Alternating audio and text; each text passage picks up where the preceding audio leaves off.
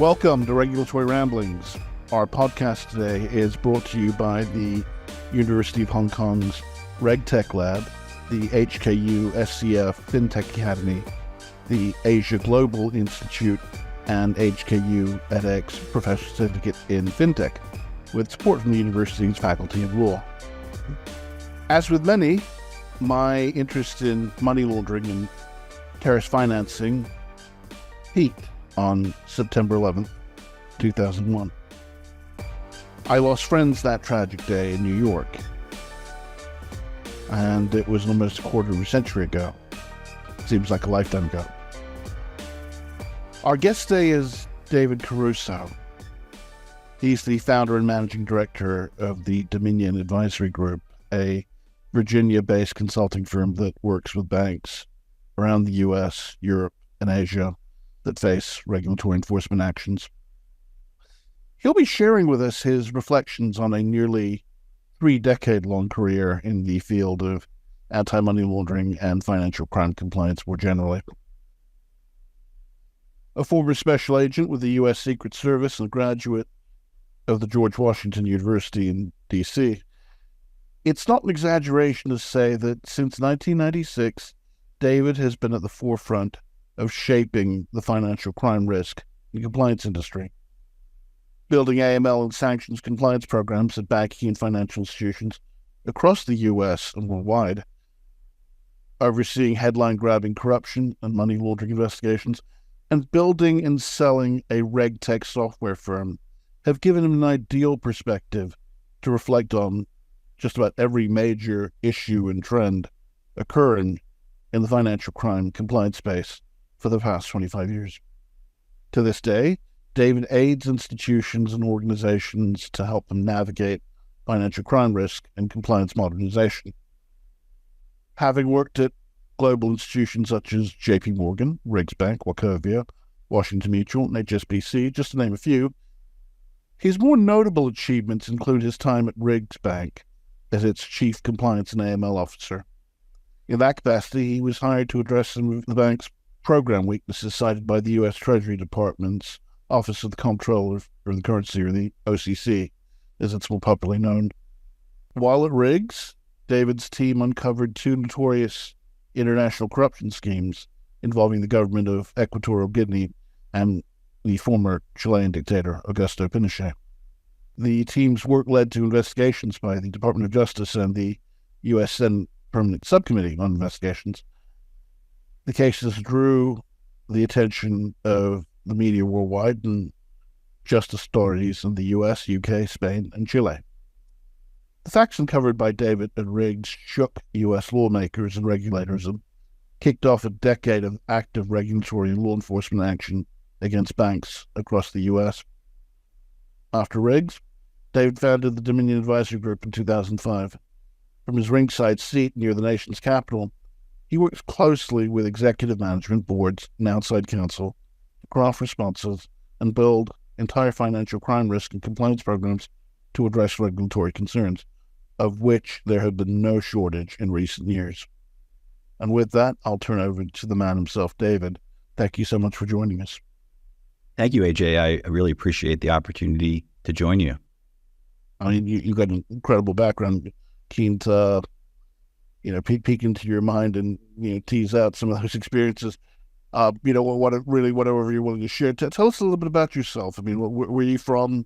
Where'd you grow up? And we know a little bit about your background, but elaborate on that if you care to. Yeah, sure. I grew up in New Jersey, not maybe 40 or 50 miles from New York City during the 1980s, which I consider probably the greatest decade of the last 100 years.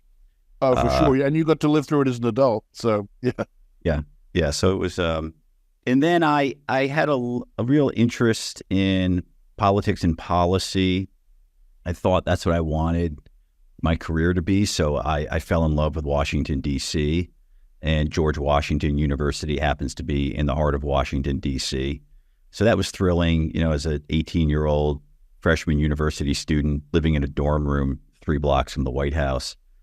And through various experiences in college, one of the things about George Washington University is a lot of the kids who go there think they have life all figured out when they're 18, 19, 20.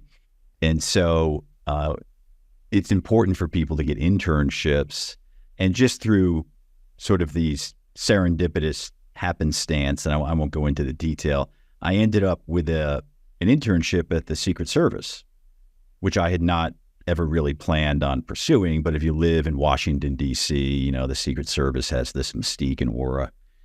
And that internship turned into a paying job, still as a college student, where I got to actually work at the White House. This was my junior and senior year of college for the Secret Service. And maybe unsurprisingly, from that, I made a lot of friends who were Secret Service agents. I got exposure to, people at the Secret Service who, it was good to get their attention. And they asked if I wanted to become an agent when I graduated college, and I did. And that was 1991. And I returned to New York after being hired, because again, I was from northern New Jersey, and getting out of Washington to start your career is always a good idea. And it was in the Secret Service where many people in the States and internationally probably associate the Secret Service with protecting the President of the United States, which they do. That's a primary mission. But they also have an investigative mission. Back then, the Secret Service was part of the Treasury Department. And in the New York office, I was assigned to the bank fraud squad. And it turns out, although initially being interested in the Secret Service because of that protection work, traveling the world on Air Force One and all that, I actually really took a liking to financial crime investigations. And I don't know if that was completely surprising, but maybe I was surprised by how much I enjoyed it. And so I got exposure to work with a lot of the large global banks based in New York on various fraud schemes, securities fraud, advanced fees frauds. For those, you may remember, AJ, the prime banknote frauds from way back then. And, about 5 years into the work, I began to wonder if it was something I wanted to do the rest of my career. And let me now introduce my Hong Kong connection. During that period of time, those 5 years, I began to investigate some of these worldwide frauds, and it took me to Hong Kong, where that was really a lot of fun as a young agent traveling to Hong Kong to investigate these frauds. I got to meet and spend a lot of time with the Royal Hong Kong Police, a gentleman named Peter Hazelwood. Pete has also been in AML as long as I have, 30 years. Anywho, Pete left the Hong Kong Police before, in 96, obviously before the handover. He joined JP Morgan, and it was a phone call from Pete that got me to leave the Secret Service and enter the private sector in 1996, where I joined JP Morgan. Back then, what I did would today be called enhanced due diligence. What I worked in JP Morgan is what was then called Security Services Group. And what we did is we did background research on private banking and investment banking clients. And again, today it would be called EDD. Remember back then, it was before 9/11, there was no Patriot Act. The Bank Secrecy Act existed in the U.S. and other money laundering laws. But I would say worldwide, the people that were in that field in the mid-90s, probably 400 or 500 maybe, if that many around the world. And so, that was my segue from government investigations into the private sector, and then sort of my entry point into what later became, AML. It's you hit upon several good points. It's true, there is a cadre of former Royal Hong Kong Police alumni who left at a pretty senior level, senior inspectors, assistant commissioner level types, and they ended up in a number of compliance, security, investigative roles at risk management roles at a number of banks, major world banks in Hong Kong and Singapore. And I mean, they're gradually passing through the system. Some of them are still there, But yeah, they that alumni network does very well for itself. And our readers should, our listeners should know that the Secret Service handles quite a bit of financial crime, fraud stuff still to this day. I mean, I know that after the reshuffling in 2001 and where they, Patriot Act, and they were made a part of the newly formed Homeland Security Department, they still handle counterfeiting. But coming back to, more broadly to your experience, so did you serve in the presidential security detail? No, I never served in the Secret Service. There is a permanent assignment, and interesting. Usually you do that around your 6th or 7th year. It's called the Presidential Protective Division, or PPD for short. Before that, as an agent, you do a lot of protection work, particularly if you're in New York, because the Secret Service not only protects the president and vice president and their families, but they also protect all visiting heads of state and heads of government. So, for example, the Prime Minister of Great Britain comes to the United States. He gets a full Secret Service detail, as would the King as the head of state. And you could reminiscent of that scene in Coming to America, right? Exactly. You've got that the whole cavalcade of vehicles in front of and behind the King when James Earl Jones pulls up into Queens. Yeah, so there's a lot of protection work you do, even when you're, quote, what they call a field agent. And I did I supplemented the presidential travel. There's multiple rings of security around the president. And the inner ring are those people assigned to that permanent division, but the middle and outer rings are a lot of Secret Service agents and local police. And that was fun. And, I got to enjoy, I traveled. I was there during the 1992 campaign. In between that and other travel, I think just in those 5 years, I probably visited 30 of states in the United States in 4 or 5 foreign countries. It was a nice mix in that 5 years. But again, I found myself gravitating more towards the financial investigations. And right, you mentioned. Secret Service investigates credit card fraud. And again, I left in 1996, so no one I worked with is still there. But the Secret Service has a big electronics crime division. And so, you see them involved in many of the major international criminal investigations because some of their jurisdiction overlaps with the FBI and other agencies. Yeah, I always wondered about that. That jurisdictional overlap between them and Treasury and DOJ. I guess you're technically all on the same team, but I suppose turf wars do. In a way, and it's analogous. And I know we'll talk about this in our time today. The U.S. government with its law enforcement and regulatory agencies, there's so many of them. There's a lot of overlap. It's confusing, and it's largely inefficient, and it creates inefficiencies. It creates bureaucratic battles, people said that about the formation of Homeland Security. They were saying, no, you enhance the counterterrorism capacities of the FBI. People like, well, what? So what is it? Is it law? When Homeland Security was created, people were like, what is it? It's quasi-law enforcement, quasi-military? Well, what is it? Okay, its primary mandate is to, mitigate, forestall, prevent acts of terrorism in the homeland. But you currently have other agencies that do that. So why not build those up? That was the arguments that were made at the time, but it was an emotional time and the act passed. Yeah. I understand the human reaction to events like 9/11 and the government's desire to want to respond and do something. But now, as you mentioned, it's almost a quarter century later. Maybe it's time to have a rethink and say, okay, is how we're organized, and again, both law enforcement and regulatory agencies. What are the primary missions? What are the risks we're trying to identify, mitigate, maybe eliminate, and what's the best organization structure to do that.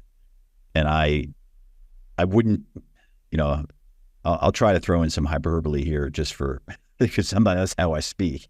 I wouldn't take seriously anyone who would say, well, the current situation is fine, we should leave it as is. I mean, that's not a serious position in my view. Well, when you think back, I mean, that there was talk that the SEC and the CFTC would merge, and then 9/11 happened, and that put the kibosh on that. But the CFTC people were skittish because they presumed, okay, all that'll happen is we will be subsumed in the SEC, and ours will be a subordinate place to theirs. Mm-hmm. The SEC people weren't interested because they were like, no, it's going to mean less funding. So, because the thinking was, okay, well, you're merging for the sake of generating efficiencies. So that means there are going to be staff cuts. But I mean, I see what you're saying. It is inefficient, but I mean, as I think Reagan said, closest thing to immortality is a federal law. Yeah, a government program. And that's,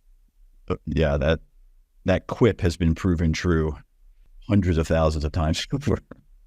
So what was it about the allure of AML and financial crime compliance? What sparked your interest? Of all the things you could have done while at the Secret Service, all the paths your career could have gone down, why AML? Part of it is I do enjoy the private sector. So I enjoy the idea of solving business problems. I enjoy the idea, at least in theory, if you're part of a profit-making organization like a bank or a consulting company, everyone is trying to achieve, a goal. In this case, it would be, to make money and be profitable. One of the observations I have, however, and it's, I observe it, I talk about it as a criticism. I don't think compliance people, the AML included, but all compliance, sometimes they don't remember that they're part of a business organization.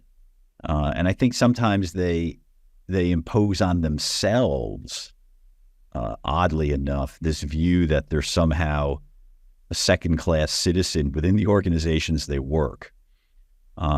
So part of the allure, but a part of that isn't part of that they're seeing the obscene. I'm sorry to interject.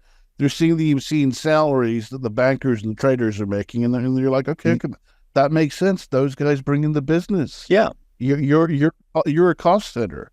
You're the state mandates we have you, but you're being paid not in substantial amounts, certainly at the senior levels, for what's essentially an oversight role. Yeah. Does the resentment not, at least in part, stem from that? It may. However, I suggest quite vocally often that if you are seen as nothing more than a cost center in your organization, you, if you're the leader, are doing a poor job of communicating with executive management about the value you bring. And, there is value in what every compliance person does. Presumably there should be anyway, if they're going to work and putting in an honest day's work.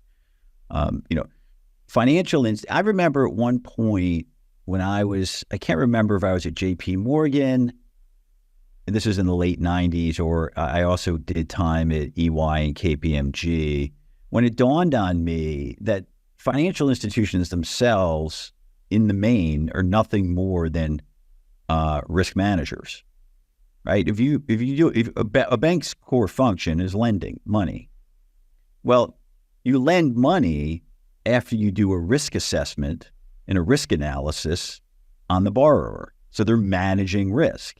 Now, the risk they're managing ends up earning profit for the bank when that corporation or individual who takes that loan pays it back. But everything a financial institution does is identify, understand, dissect, and manage risk. Some of it's a lot of it's financial risk, credit risk, and other risks. And some of it is operational risk, right? What if our facilities are hit by tornadoes, power outage? Then we can't do what the bank does. And a lot of it's compliance and legal risk. So, if you're working for an organization, a financial institution whose CEO doesn't understand that, that's probably not a financial organization that's going to do very well for a long period of time. So financial crime professionals need to reorient many of them, not all of them, but need to reorient the value they provide to the organizations where they work. And they need to think of themselves in the context of, we are part of an organization whose key function is managing risk. We manage one type of risk and other people manage other types of risk. We're just as valuable. And that's not to say cost centers can't add value, because with your tax department, for example, they're not bringing in business, but there's a different appreciation level for tax because you can see how much money they've saved you. So there is that. But I mean, to your point about the different flavors of risk, I mean, as I've always seen it, I've understood it. I mean, you've got the three threads of governance, risk, and compliance. So they're interconnected, they're intertwined. They're not necessarily the same thing, but it's hard to have a comprehensive discussion about any one of those without bringing up and implicating the other two. So my sense of compliance is that it's fundamentally a backward-looking proposition, because it's after the fact. You're trying to figure out who's guilty of malfeasance, who the wrongdoers are, and you're doing the investigation. You're making queries. You're trying to figure out what went wrong, so that it doesn't happen again. You can amend your compliance programs, and you can provide a halfway persuasive explanation to the regulator who's breathing down your neck. Risk management, as I understand and how it's always been taught, is it's a forward-looking proposition. You're trying to envisage problems that come up and steer clear of them. Forecasting, portending trends, patterns, themes that are in the offing. The concern is they're trying to use compliance to do risk management. That's what the older crowd say now. Now, the younger compliance officers have a more holistic, it's all interconnected, good governance is good risk management is good compliance. And they would say, before I enter a scenario, say I'm setting up a bank branch for an Australian bank in Vietnam, in Ho Chi Minh City, they have many of the same, but somewhat different concerns to the folks in Saigon. So, the folks in Hanoi, I'm sorry. I look at that particular locality, that milieu. I do a risk assessment first. Then, on the basis of that risk assessment, I create a tailored compliance program. Personally, I think they're both right. Yeah, I think there's validity in both perspectives, because obviously it's on the basis of a risk assessment. Having done a risk assessment, you know what the problems are, and then you can devise a sound compliance program. But we can hear your thoughts. Yeah, I don't know if I would challenge the idea that compliance is mostly retrospective. There are compliance investigations, clearly, that when a control either goes awry or a savvy customer has skirted a control, that is well designed, but criminals are often better. They're a little further ahead sometimes. So you are going to invest. You're going to do a retrospective look. You're going to say what went wrong, what could have gone better. But I think that financial crime compliance is largely, I would say largely, as in more than 50%, weighted or focused on future risk. And I think particularly anything that has to do with client, KYC and onboarding. That is at least the way, in theory, you're applying things you've learned. You're designing models, and those could be software models, but they could just also be manual operating models that are looking to identify customers that fit certain or have certain characteristics that are more likely to engage in, troubling activity or activity the bank, financial crime activity that the bank does not want. That's a large component of financial crime compliance now.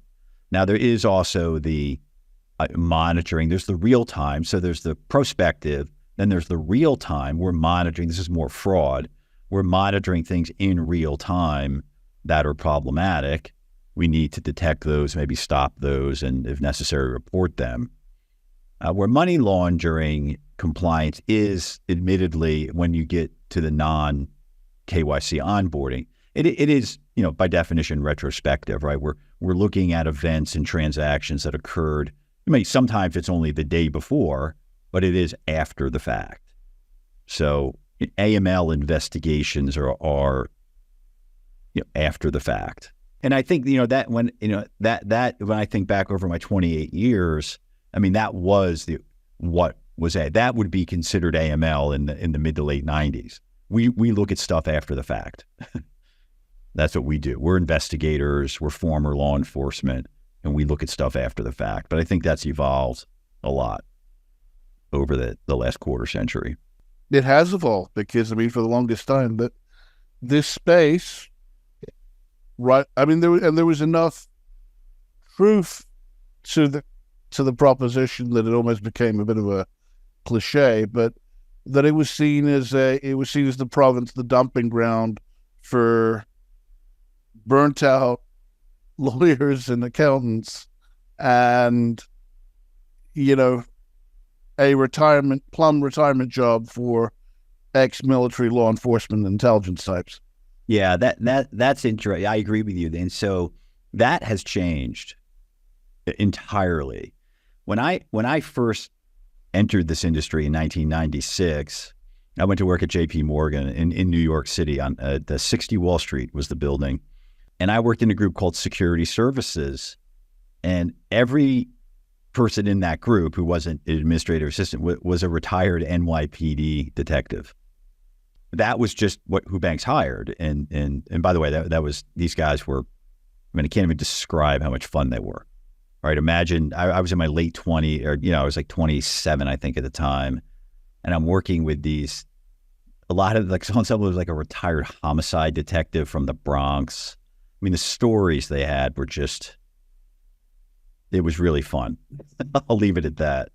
But I also remember, my colleagues in the Secret Service and my old rivals in the FBI, like if a bank had a top level position in the fraud or AML department, it was the former agent in charge of the New York office or the former, head of the, DC office. That, I believe, overall has proven was not particularly effective.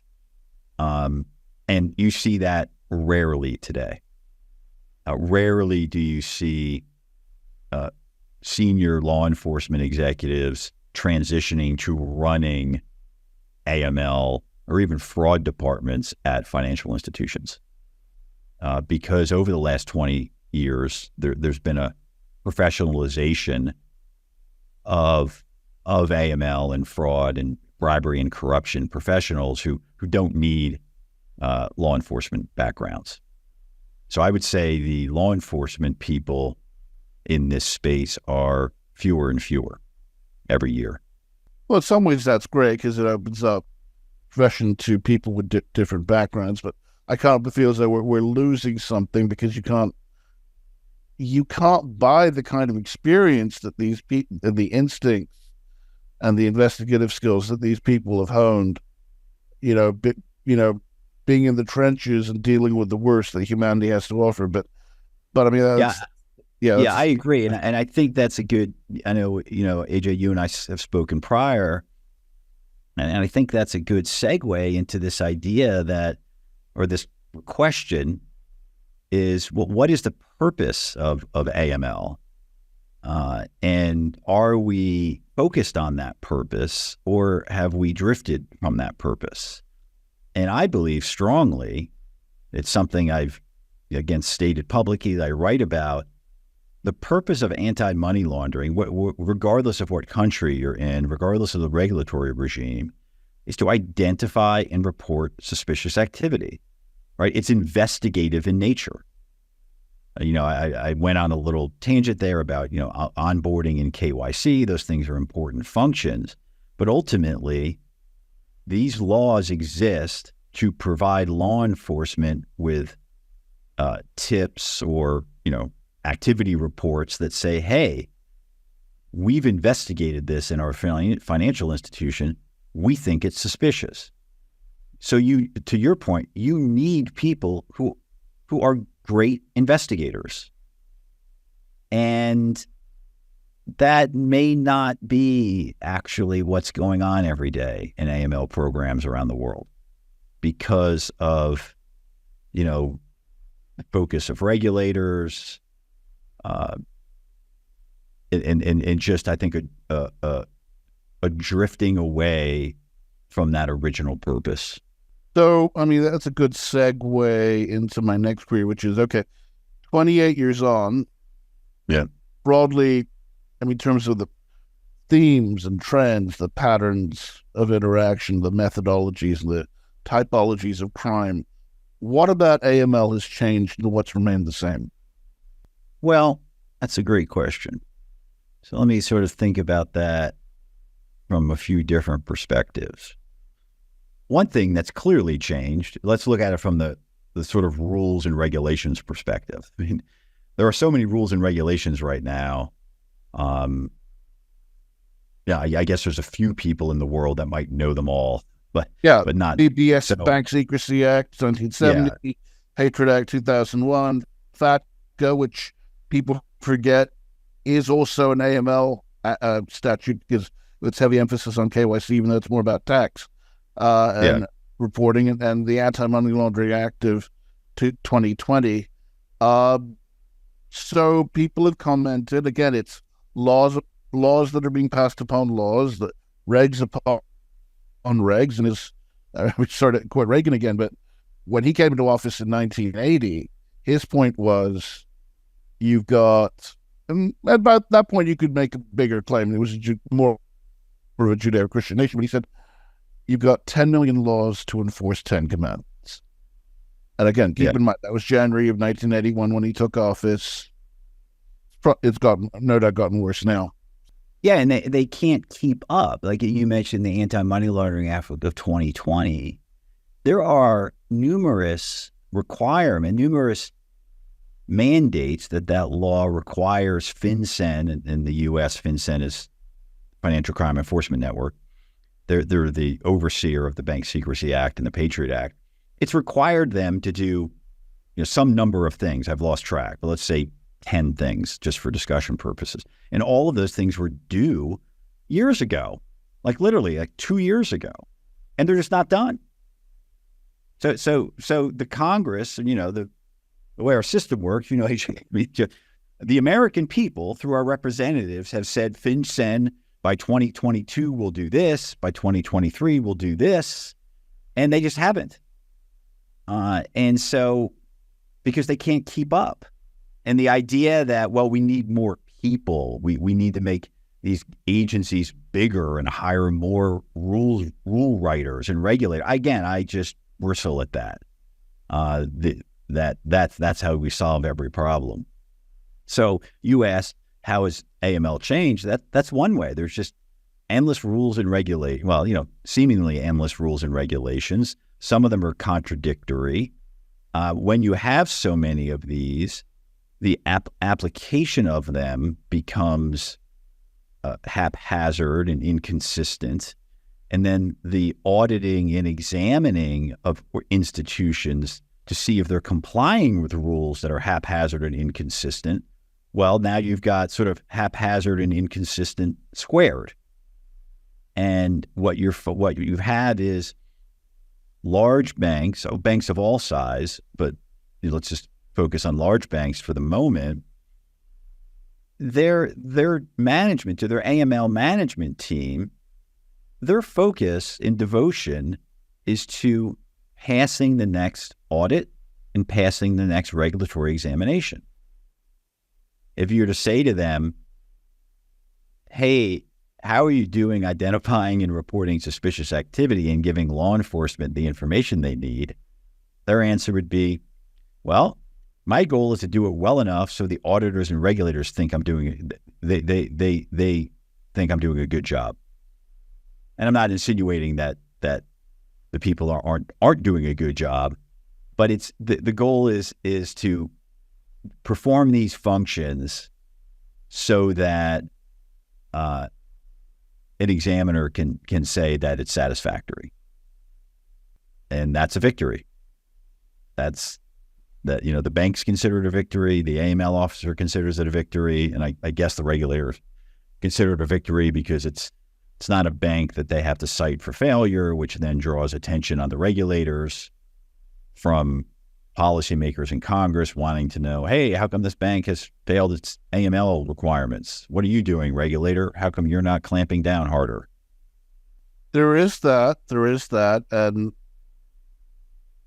I mean, this is cynical, but people who 2 decades ago were arguing about the need for the Patriot Act and all the, all these hindrances and obstacles and restrictions that were placed in the financial sector that customers actually have to bear the brunt of and pay, higher charges for to pay for this, all these compliance costs ultimately. They argued vehemently that this was necessary. And some of these same people are now coming around and saying, no, regulatory change or frequent regulatory change is a huge bonanza for law firms, accountants, and consultants. Yeah. Because just when you think you've gotten to grips with, the 1999 rules, out come the 2005 rules, and now you have to deal with that.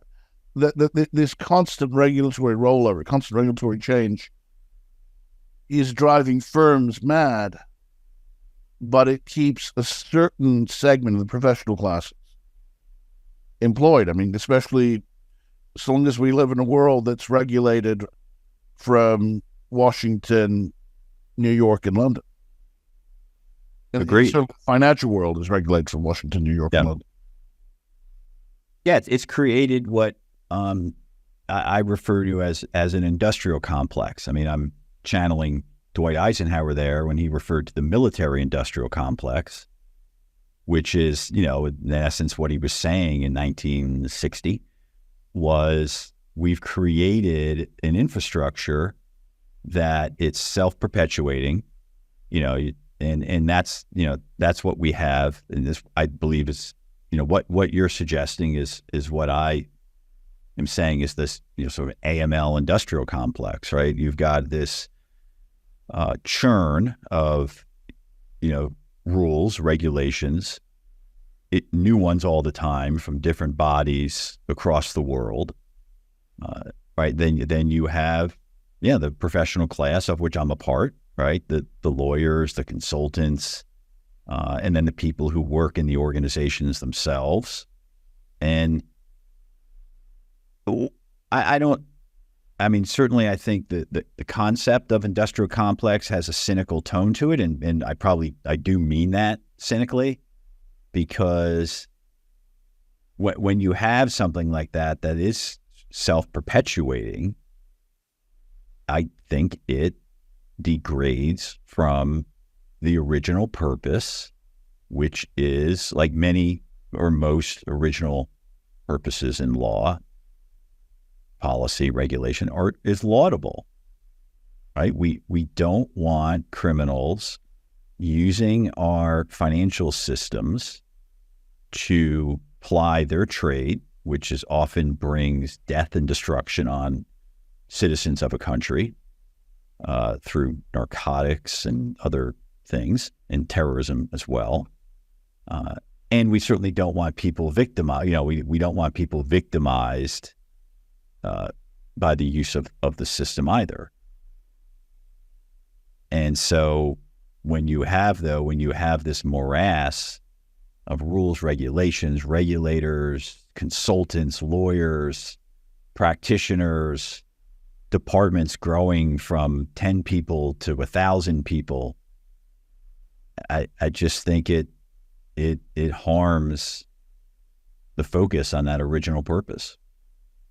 In theory, it is laudable. I mean, you talk to Mike Kohler, the famed FCPA the FCPA Quinquit professor. He runs the FCPA blog, and he's pointed out to me on multiple occasions that you had the FCPA, which started out as a decent, well-intended statute. What it's led to is the proliferation of the rather sizable cottage industry that is known as FCPA Inc. Right. And that's a problem, and that ties into the whole. And we were talking about how additional requirements and expectations have been created, and that AML teams have lost sight of their primary mission. And so, if we look to the regulators, what do you see as their impact in distracting from the primary mission? Because the critique is they've created so much busy work. When the Patriot Act came out, Michael Moscow, the then head of the Chicago Federal Reserve, said at a luncheon in 04-05 that I attended that banks should exercise greater restraint in filing their suspicious activity and suspicious transaction reports. They should articulate their suspicion with greater specificity, and they should cut down on duplicative reports. You look at that from the MLRO's point of view, and they're thinking, okay, if there are consequences, or the compliance point of view, if there are consequences, it's going to be on my head. If they want it, let them have it all, up in the floodgates. Yeah. Who cares if it's like aiming a fire hose at a teacup and they can't handle it all, which is what the federal government was complaining about. Let them have it all, and that way I fulfilled my duty to disclose, my duty to report, and the rest is on them. Yeah. So thinking about, and why is that, right? So back to I think the original question you asked is what's the impact the regulators have? And one of the things I've been able to... It's just too much busy work that gets in the way of regular compliance, because you look at, the AML guys at a bank, they can't leave until all the transactions for that day are cleared. On a good day, it's early in the evening. On a bad day, it might be late in the evening or in the wee hours of the following morning. Again, they're creating too much busy work, and this is true even of small and medium-sized banks, that the volume transactions that they have to have. So why is that? And one of the interesting things about living in and around the Washington, D.C. area for all of most of my adult life, and I mentioned at the beginning, I've always had this sort of interest in politics and policy, is seeing regulatory agencies exist so that they can continue to exist. What do I mean by that? There's nothing. The head of a regulatory agency wants less than to be hauled before Congress and asked or grilled as to why such and such a bank has failed. Why is this bank in the headlines for laundering money? What are you doing? What is your agency doing? Because think about Congress, whether it's the House or Senate, they can haul in the bank CEOs, and no bank CEO wants to sit there and listen to some congressperson dress them down for having a bank that launders money. But in the end, there isn't too much direct power that those Congress people have over the banks, but they do have a lot of power over the regulatory agencies. And in Washington, and remember, this is government. The motivation is to get power and keep it. And that goes for regulators as well. We're all human beings. This is human nature. If you're working in government, it's about accumulating power and keeping it. So the head of the controller of the currency the head of supervision at the Fed, the head of the FDIC, they do not want to be in front of Congress explaining why a bank they supervise has failed in AML. So that trickles down to the next layer of management, to the next layer of management, to the field examiners. We cannot have a bank on our watch fall on its face and become a headline story in the Washington Post and around there, Wall Street Journal, that they're laundering money for the Mexican drug cartel. So what is a remedy for that? File away, right? Because they can say, the control of the currency can say to some angry senator, we have instructed these banks to file SARs, right? That's what we test for. And so the bank's going to overfile, the regulators are going to be fine with it, and the game goes on, day in and day out. Because it's, for the regulators, it's about protecting power, their status, their position. For banks, it's about, not getting in the crosshairs of an angry regulator who wants to argue with you about why you didn't file a SAR, when the examiner is going to say, and I've been in many meetings where examiners say, what's the big deal? Just file. It when in doubt, file. And the bank says, okay, that's what we'll do. So, and I just, AJ, that's not going to stop, right? Congress is not, no member of Congress is going to say, wow, that's a great point. Next time there's a bank failure, we shouldn't go so hard on the regulators.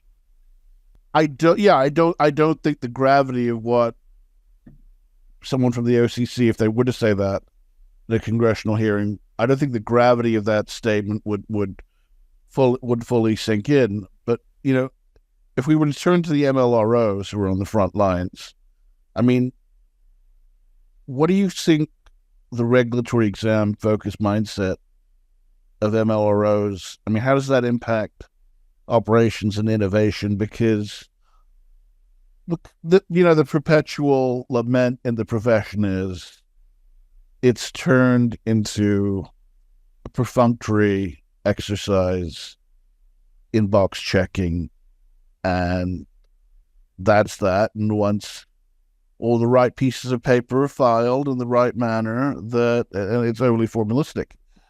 Form over function. Once that's done, they feel they fulfilled their obligation, their duty. We know it goes deeper than that, but that is how the profession still operates. It is. And I think that is probably the biggest impediment to innovation. So let me talk a little bit more about that. So that is technology the solution? I don't know. I mean, it's part of a better solution. I mean, better technology is something that's happened, since the discovery of fire, right? So there's always better technology. Some of the technologies work, some don't. The market figures that out. The ones that work survive and help whatever they're meant to do, whatever they're meant to help, they help.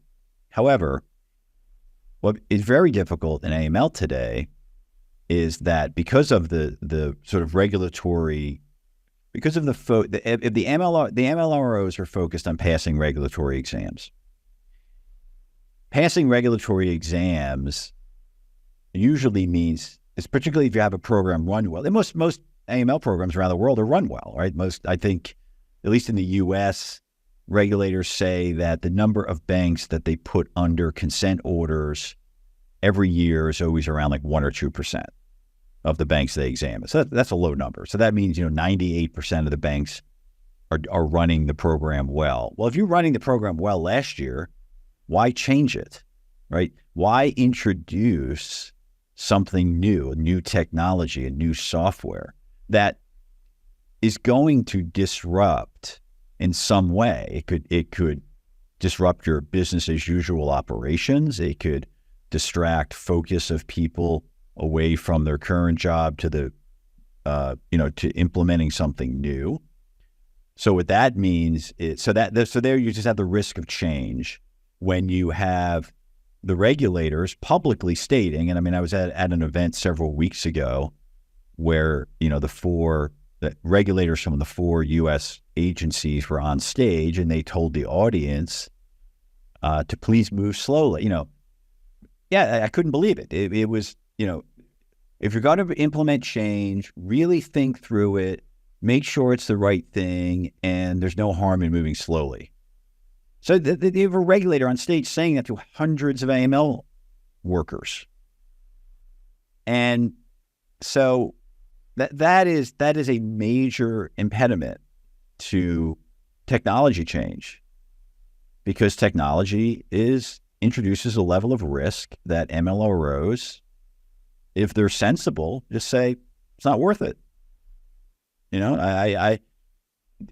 And you mentioned, several times, AJ, that there's a lot of this work that's sort of like busy work, checking boxes. And if you ask the MLROs, what do they think about that? They say, well, it's what it is. And I have the people to do that. Those people have been on my staff for 10 years. The cost is already built in. So I'm not getting pressure from the CFO to cut my costs. My department doesn't really grow much year over year. And so what's my motivation? Why would I go to the CFO? Why would I go to the CEO and say, hey, I would like a 7-figure budget to run some proofs of concept and test this new technology that, by the way, may not work. Yet the common refrain we hear at events is, no, compliance budgets need to grow. We need to grow because we need to be able to recruit and retain quality talent. Is there any truth to that, or are these just people, buttering their own bread? And yeah, I mean, back to human nature. Many MLROs, they all think they need a bigger budget. Who in the bank doesn't think they need a bigger budget? All right, every department needs a bigger budget. So, that I just sort of sit in the back of the room and smirk when I hear that. It's the same folks who say, "Oh, we're facing bad economic times. Bank earnings are going down, but you can't cut the compliance department." I mean, I don't want anyone to lose their job, but that I. But it is so shamelessly self-serving that yeah. So what are you gonna? You're gonna have a bank that has no earnings, but we're gonna have a really big compliance department. Like, that bank's not going to survive. So none of those people in compliance will have a job. Right. Everyone talks about zero compliance. Yeah. And it's so hackneyed by this point. Yes, it makes for good sound bites. It makes for good headlines when public officials say it. But zero compliance realistically would mean no business. And I think that's something that the people who've got their, heads on right understand. Compliance cannot be carried on to the nth degree. Right. That there is a point of diminishing returns, and there's a certain optimal level beyond which it may not make sense to employ that level of scrutiny past a certain point. Yeah. Well, particularly in tough economic times, and if the organizations you're working for aren't profitable, it's the tough decisions are going to have to be made. Again, I don't want anyone who does an honest day's work, I don't want them to ever lose their job. But unfortunately, the market forces are just what the market forces are. Now, that's a good transition to the next question I had for you, which was, no one seems to ask if new rules and regs are working or whether they actually prevent crime, or they have the unintended consequence of reducing growth. I mean, certainly amongst a lot of the bankers and traders, they're saying, who are these people who are making, again, not insubstantial amounts for what is essentially an oversight role?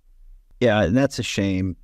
25 years on, we have no idea what works and what doesn't. What do you measure? How do you measure? Experienced, skilled people have a sense for what works. They have endless anecdotes for what works. And many of those, maybe all of them, can be true and accurate. However, something I've spoken about recently particularly in, with these new AML rules coming out, is what's the measure? What's the basic, simple measure for success in AML? Let's start with the fact that we have no idea. There isn't a reliable figure for how much money is laundered around the world. Now, I'm not saying that's an easy thing to figure out. It's beyond my statistical and mathematical capabilities. But there are smart people who could figure it out. You could certainly figure it out maybe at a national scale. Maybe that doesn't have to be a global scale. And so you have to start with the baseline, right? I think about, and so if we have a baseline, then we can, as we introduce new rules, we can measure that baseline. Say, well, is it, are we reducing the amount of this bad thing, or at least are we retarding its growth? Right? We know that crime grows 5% a year, unchecked, but we're keeping the growth to 2%. Whatever it would be, we have no idea about any of that. And I think about it, it's like someone saying, I'm going to go on a weight loss program, but I'm never going to weigh myself. Right? Or I want to lose 15 pounds, or I want to get in better shape, but I'm not going to, I want to get stronger, and I'm going to get stronger by increasing how much weight I lift. Well, that means on day one, you have to measure how much weight can I lift on day one. Oh, I can lift 400 pounds. Well, okay, 200 pounds. And if I exercise every day for 6 months, I'm going to retest myself, and holy cow, I can lift 250 pounds. I improved 50 pounds on my lifting. There's nothing like that in our industry. And there doesn't seem to be like an interest in it. You sure about that? Because you almost make it sound as though the industry is more art than science, that it almost eschews empirical data, whereas, because to your point about baselines, that could be a dangerous thing, because the government will say, okay, fine, if this is the baseline, if we expect this much is being laundered, this is the size of the black economy, I expect you to meet your quota and haul in this much each quarter, each year, and then that might, in fines and recoveries, and that might lead to over-aggressive policing and enforcement. Yeah, I understand. And we've seen some of that, particularly our discussion isn't about asset forfeiture rules and laws, but that certainly happened in the U.S., where you put in a program in place to incentivize asset forfeiture, and the next thing you know, every single law enforcement case is about seizing Corvettes and cash.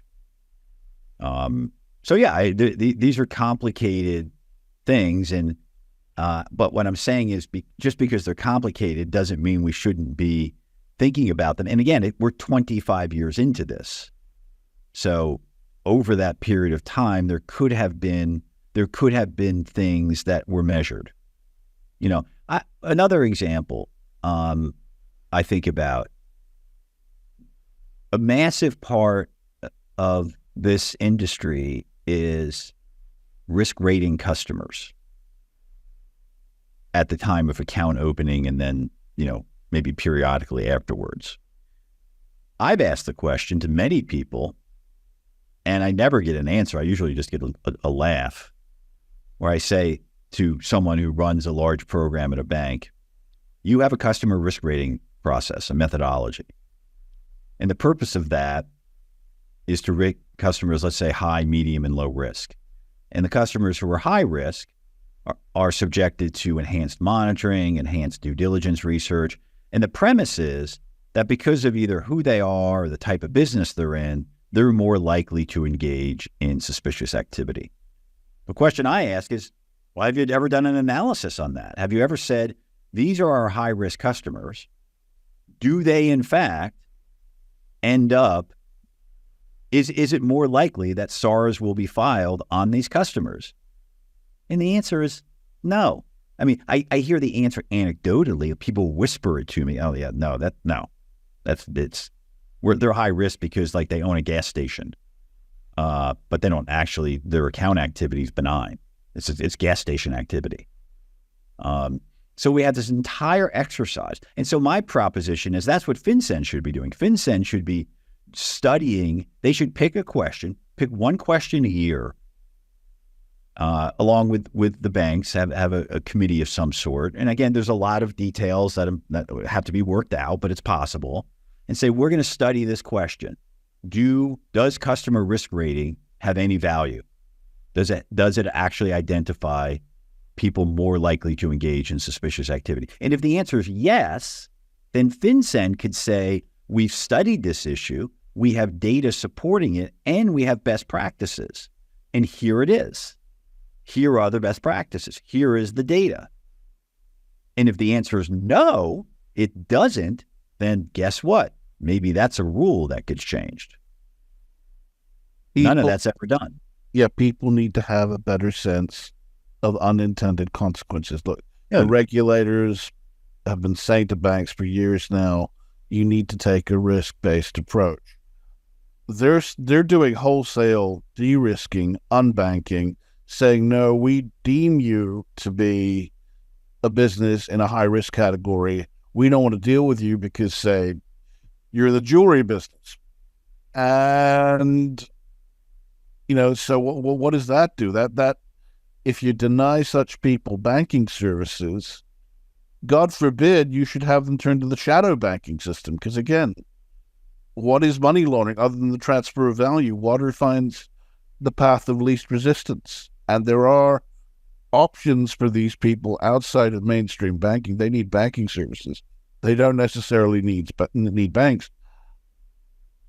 That undermines what regulators and policymakers are trying to do. But again, people don't see that that the complexities of implementation at street level are not often envisioned when these rules are drafted.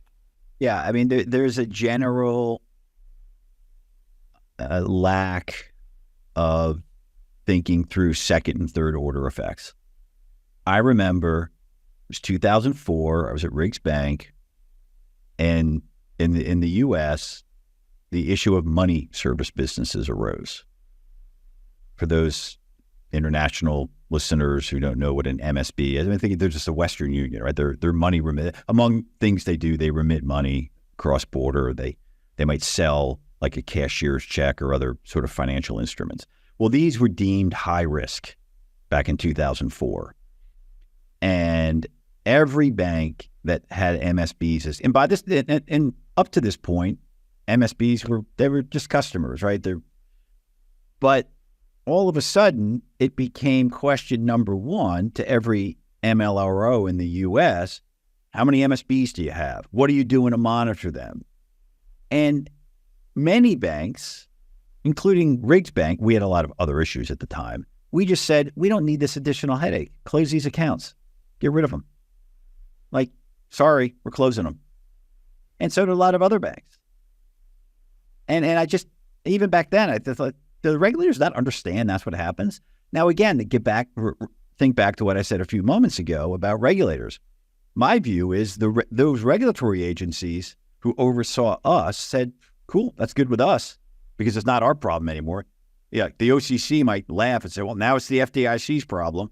Or the FDIC might laugh and go, wow, now it's the Fed's problem, because in the U.S., all these banks are regulated by different regulators. So it's like, you're just getting rid of one high-risk customer. You're not getting rid of them. You're transferring the risk to your rival regulatory agency and having a good chuckle about it, probably, until one day it comes back to bite you because, karma always returns the favor.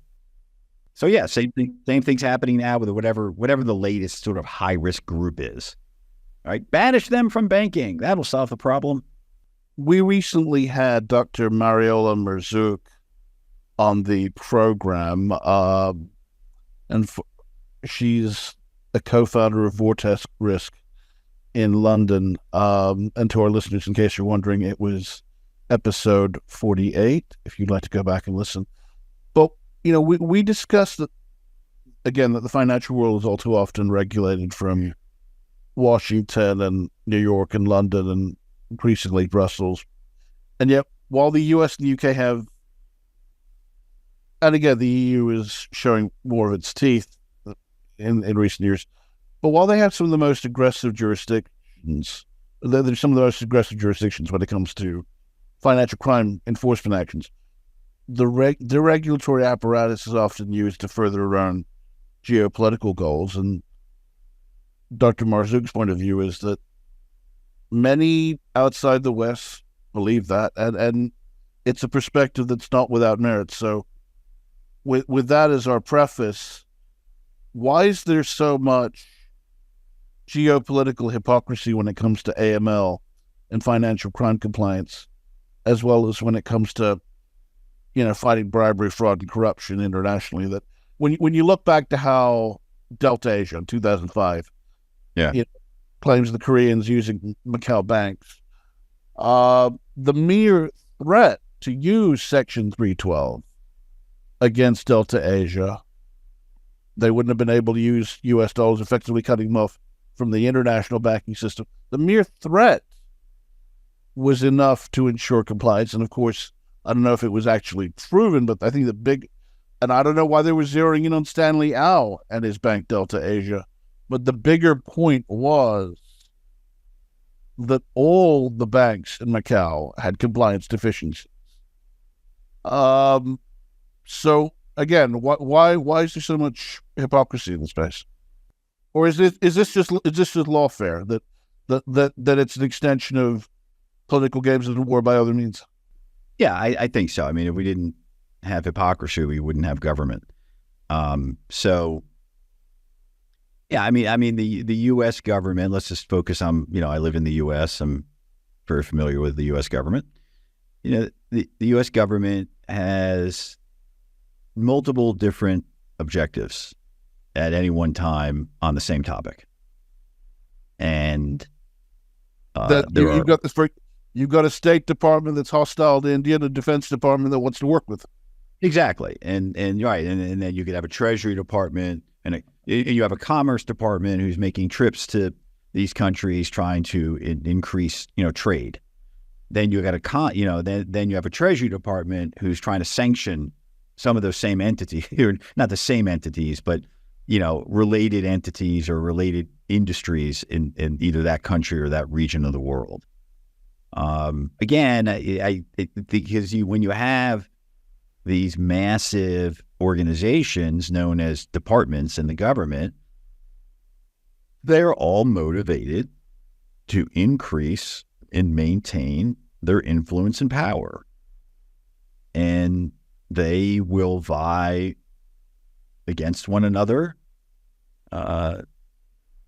And sometimes, sometimes they'll have the same mission and they'll just be competing with one another, right? The State Department and the Defense Department might have similar missions, but each one wants more U.S. tax dollars for their budget. Each one wants a greater presence in whatever foreign country they're trying to operate and influence. I do think, though, in the last few years, some of the hypocrisy around government decisions in their contradictory nature is it's sort of like a level 10. I'll wade into some treacherous territory here. I mean, I can't listen anymore to events, AML events in the U.S. where people on stage from the industry and the government are talking about the scourge of human trafficking. And again, I don't need to get too deep into politics, but all anybody needs to do is look at the U.S. border situation right now and think, okay, so human trafficking is actually one of the FinCEN's stated priorities. Meanwhile, the cartels are running the largest human trafficking operations in the history of the world, right in front of us. And it seems to be permitted. I can't sit in those sessions at in conferences because I just want to stand up and scream. And the platitudes and the full sense of rectitude, that the repetition of canards, it's just so much hackneyed verbiage that it just, they're going through the motions, they're saying what needs to be said, because realistically, where is the fire in the middle? Where is the domestic tolerance for, say, putting U.S. forces in Mexico, which may well be what's required? Yeah, I don't know. I mean, I guess if someone tries it, we'll understand. We'll find out what the domestic tolerance is. But, at least, without having to go that far, at least, I think as we're both suggesting, bring some consistency, right, to the policies. Don't actually have policies that undermine each other. Don't say things like human trafficking and drug smuggling are two of FinCEN's 8 priorities, and financial institutions better update their programs to include systems to detect and report this activity. Oh, and by the way, we're we're going to let the Mexican cartels, sort of do as they please as far as human trafficking and drug trafficking go. Yeah, it's frustrating, and it does. I think it makes a lot of people in this space, some people in this space, wonder, like, what are we doing? Well, I mean, Peter Zeihan, the noted political geostrategist, has said that when it comes to that gang violence, the minute it starts encroaching into the U.S., which it has, but the minute you start seeing blonde women, blonde, blue-eyed, old American girls named Sue Ellen or Mary Jane getting caught up in some of that violence and activity, then perhaps the American public will have a change in attitude and say, okay, maybe we need to be a bit more forceful. But I'd like to turn to the topic of sanctions, because sanctions against Russia don't seem to have been all that effective. And is there a lesson in here that it reaches a point of diminishing returns when that maybe sanctions aren't all that effective against someone who's a large player in the international system? They're self-sufficient when it comes to energy and foodstuffs. They're a key exporter of energy and foodstuffs and the inputs that many countries need to grow their own food. Is there something to be said for that? That sanctions aren't going to have the desired effect? Not to say that they shouldn't be done, but because the message needs to be sent, but that some countries can function just fine as pariahs. Yeah, I think you said something in there that hit on it, which is, I think sometimes sanctions are really more of a political statement than an economic hindrance. So I would agree. I think any objective person, but I'm open to argument otherwise, that sanctions against Russia have not had that big of an impact on Russia. Again, I'm sure someone could say, oh, it has this impact here, this impact there. But a country that has the natural resources Russia has, that has the military power it has, that has the internal manufacturing capability, and has alliances with half the world who agrees with, or at least sides with them, economic sanctions are going to have little, if any, impact. Now, again, does that mean we don't do them? Maybe, maybe not. But maybe it's better to say we're doing this as a means to emphasize our, disagreement, or whatever stronger adjective you want to use for what they're doing. Well, kind of like when it comes to the financial world, when it comes to manufacturing for China or financial space for the U.S. Sometimes certain countries are just too big of a player. You can't avoid them completely.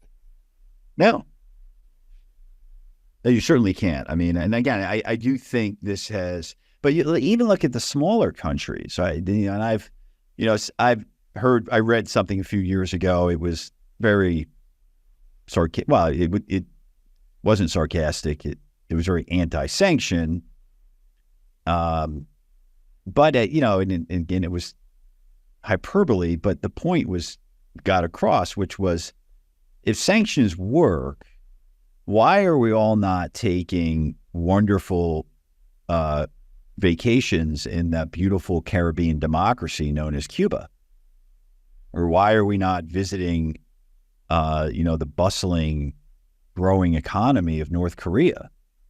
I mean, these are countries that have been under sanctions for decades, and they remain. Right, Trump wanted to put resorts on the beaches in North Korea. Yeah, I mean, that was a interesting persuasion tactic to say, look, if you can join the world, look at what you could have.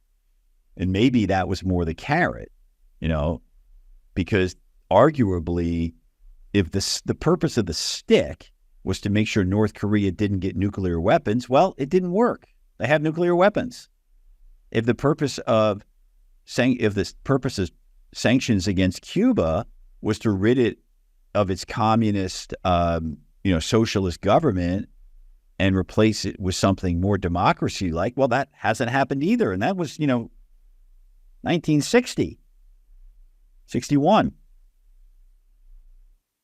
Now, again, I also don't like the idea, Cuba is a repressive regime. They jail dissidents. They treat their own citizens poorly. There's a lot of poverty. So just to say, hey, everything's cool, we're just going to normalize things with Cuba. I don't know if that's the answer either. I don't know, I'm not a Cuba expert in any way.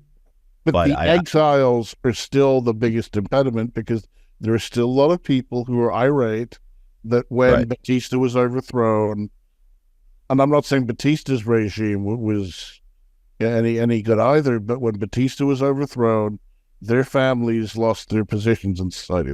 They lost their money, their prominence, their properties. And a good number of these Cuban exiles want reparations. I don't know if they're going to get what they're expecting. Yeah. And they are a powerful voting bloc in Florida. And it's hard to win the White House without winning Florida. You can, it's just hard. Yeah. The Bay of Pigs turned an entire bloc, for multiple generations. It turned them into Republicans. And, I don't think the Democrats ever recovered their goodwill with that community. But then we come to, if we take a step back and all that you've seen, how the profession has changed, how the world has changed over the course of your lifetime, your career, broadly speaking, if a revamp was in the works when it comes to financial crime compliance and you had input into some of those policy recommendations, what would you suggest? In a real sort of magic wand scenario, I would figure out how to change, and this is in the U.S., but I think maybe a similar model could be rolled out around the world. I would house regulatory authority with one agency. It would be FinCEN. FinCEN would become, and this would be part of a larger realignment of the U.S. sort of law enforcement and regulatory departments. FinCEN would become the financial crime investigative agency. So it would certainly grow significantly. You would shuffle people away. You would take people in the FBI, Secret Service who do financial crime, and they would just become agents of FinCEN or analysts. And because if you had the financial crime agencies whose focus was to detect and deter financial crime, if you had that same agency also executing the regulatory function over banks, you would have at least in theory, you would have an alignment between the regulatory requirements and the purpose of all of these laws. So imagine if FinCEN had a team of examiners, and FinCEN was also the financial crime law enforcement agency. Nothing's perfect, and I'm sure lots of holes could be poked in that. But I think that would be a better, and you would take it away from the OCC, the Fed, and the FDIC. They wouldn't have that authority over bank. They have their other authorities. I don't think if you don't change the government org structure, AJ, I don't think anything, more rules, regulations, fewer rules, regulations won't have as big of an impact. It would certainly simplify and streamline things. In the time we've got left, I mean, this is a growing field, and no doubt, I mean, we have our own compliance LLM, first of its kind in Asia, at HKU Law. I just want to plug that. More people are going into this profession. What advice would you have for young people, students at HKU Law or any other institution that want to go into this field? What's the ideal path to prepare themselves for it? What should they know? What should they study? Are there any technical skills that they should get along the way? I mean, crypto and reg tech and fintech are increasingly becoming part of the equation. How's the best way for them to prepare? Yeah, that's a great question, and I'll sort of reminisce a little bit. We both remember the analog world, right? So yeah, and I was really lucky. I mean, it's a cliche to say, life is about timing. But as I mentioned at the beginning of our conversation, when I entered this world in 1996, there were, 400 or 500 people in the world that did what we would now consider AML. And so I got a chance, and then for the next decade, really, I got a chance to do sort of quote, everything in AML. And so I think about AML in particular. Because it wasn't a specialist then, right? Yeah, it wasn't. But you had to, so I divide, and I'm not saying this is the right way, the only way. I think about AML basically as there's two core functions. There's the governance side, and there's the operations side. The governance side would include things like policy, procedure, risk assessment, maybe even technology, strategy. The operations side is the monitoring, the investigations, the filing of the SARs. Back when I started, the day-to-day grunt work, drudgery. Yeah, when I started, I didn't think about it that way because you did everything, so you got broad experience.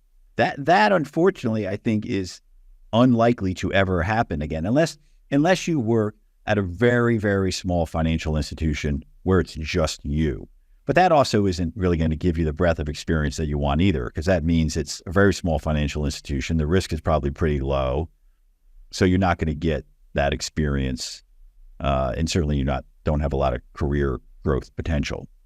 So for young people, I would encourage a mix of understanding, getting exposure to those governance functions, preferably things like risk assessments, to really understand risk. You do have to understand technology. That doesn't mean everyone has to learn to code. In fact, very few people need that. But you need to understand how technology works in financial institutions. And what I mean by that is, technology systems are dependent upon data. And so how does an AML system interact with the broader information systems of the bank? Because you don't operate alone. So you should understand systems architecture, again, just at a strategic level. And then, I'm biased. My background is investigations. I do believe strongly that the purpose of this is to identify, investigate, report suspicious activity. I think I'm uncomfortable with MLROs who hold that title, and they've never been investigators. Not everyone who runs an operation needs to know everything about every part of the operation, right? But I do think that MLROs that do not have experience investigating cases, preparing suspicious activity or suspicious transaction reports, there's a gap in their experience that can be problematic. So I do think that now, and if this is something you want to be a career for 30 years, I would spend the first 10 years trying to divide my time between that governance function and operations function. And you got to learn how to manage people. There's just other skills and experiences that, business and human interaction that you need to learn. Oh, for sure. I remember some years ago, a big, colossal, multinational investigative firm sent someone, and again, this guy had in terms of going back to what you're saying about knowing how to manage people, you've got to manage the right skill sets on a team and have the right skills on the team, and manage particular temperaments. This guy had the right skill set. He had the completely wrong temperament, right, to deal with the Japanese. He was an Australian, bull in the China shop type approach, shoot from the hip. But that really didn't work well with them, at least at that time. And, it was amazing they managed to salvage the deal. I mean, his point was the client, no, you don't tell me what to do. I'll tell you what to do. I'm the expert. And I'm surprised they didn't. Well, they ended up firing the guy because he ultimately ended up having one of the secretaries in New York burst into tears. And this woman had been with the company for over 30 years. You do not do that. Okay, this was 2001 in New York. Even then, he was just not done. They let him go. But it was surprising he had the career that he did for as long as he did. Yeah. With that bombastic temperament. And again, going back to what you're saying about you've got to know how to manage people. You what talents to deploy when and where. A guy like that should not be doing client interface. No, certainly. And think back to, many things we've said. One of the main points of this conversation we've had is that ultimately this is about regulatory relationships. And if you're not a strong communicator and a confident communicator, you're going to have a challenge interacting with auditors and regulators.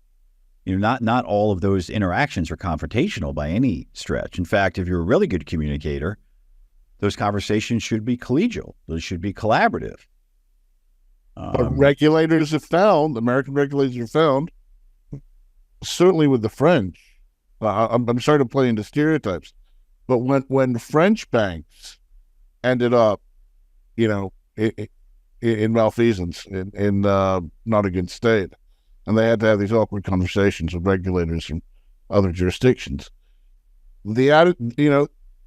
they came down harder on them because the attitude was with the French. They're like, no, we haven't done these things. It was rather than be contrite, they were defiant. They were like, we want to fight. And okay, well, that's what you get. Consultants love that. They love a management team that wants to take on the regulators because it's. So in the time we got left, is there anything you feel we didn't cover? Anything we didn't discuss? Any final thoughts you'd like to leave our audience with? No, I think, I know there's probably a lot of people in this space who wonder about the impact of technology. Will it dramatically change AML? It may, but it will be slowly over time. I don't think there's any, again, thinking back to what we've said, regulators don't like sudden change. Compliance people are, programmed not to want sudden change. So change will happen incrementally.